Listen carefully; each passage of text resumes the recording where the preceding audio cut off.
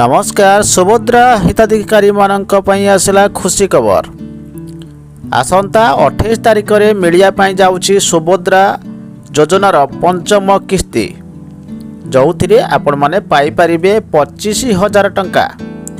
जो माने प्रथम रु पंचम किस्ती पर्यंत टंका पाई नांती सेमानकर त्रुटि थिला, सेमाने पाइबे एकाथरके 25,000 टंका। नुआ हिताधिकारी एवं सुभद्रा योजनार हिताधिकारी उभय पाइबे 5,000 टंका लेखाए। तो यही टंका आपण मानक बैंक अकाउंट को सीधा सड़क आसीबो, डीबीटी नथिले टंका आसीबो नाही।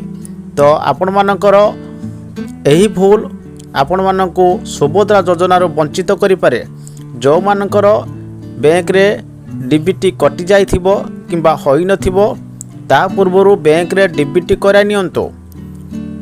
सुभद्रा योजनार पंचम किस्ती मिलिया पई जाउछि अगस्त 28 तारिख रे, अर्थात आपण मानकु रक्षाबंधन रे दिया जिवो सुभद्रा योजनार पंचम किस्ती।